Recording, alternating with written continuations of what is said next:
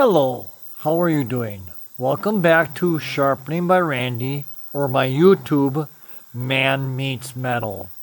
Little quick thing here I've been thinking about. I see a lot of people talking about what sharpener do I buy? I'm new at this. I don't have a lot of experience. Do I spend a lot of money and buy an expensive one? In my opinion, for the newcomers that are just trying to sharpen for themselves, they're not a business.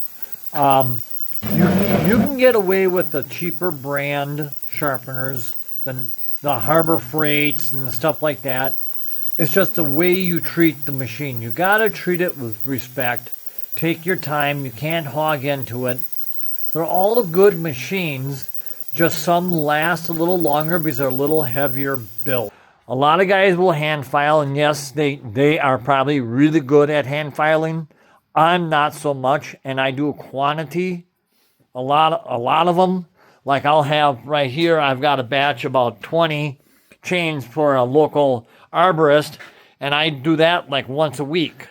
What I do for him is I'll clean them in my ultrasonic cleaner for like 10 minutes at 50 degrees Celsius. Then I dip them in a vat of WD-40 for that 10 minutes also while I got one in the cleaner. Then I take it out of the vat and I hang it on the board to drip off the excess oil. And then I throw it up in the sharpener. Now, like this machine here, like I'm showing you, is my Max, M-A-X-X grinder.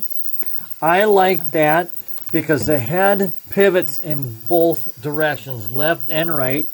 And I can put my grind to the inside of the cutter. I would grind like I have it this side, grind like this. Then I would flip the chain around, and then I can grind like this. And both sides of the cutter will be ground to the inside of the cutter.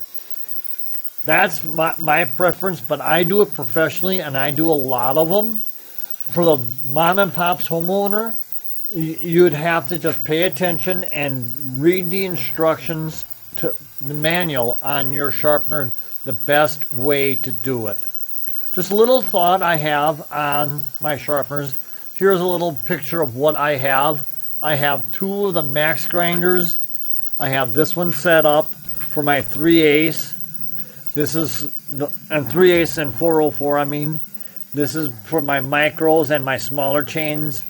Now I am going the CBM wheels on everything. I'm converting over. I'm getting away from the pink wheels. They get dirty really easy. This one does a nice clean cut, and it doesn't burn the cutter. And I have over here my steel for just doing the rakers. And I will check the rakers every time I sharpen a chain, just to make sure they're all up and stuff. So that's just a little thing I do. If you have any questions, feel free to stop in, say hi, ask a question, shoot me a message. I'm always available. Like I said, it's Sharpening by Randy or my YouTube channel, Man Meets Metal.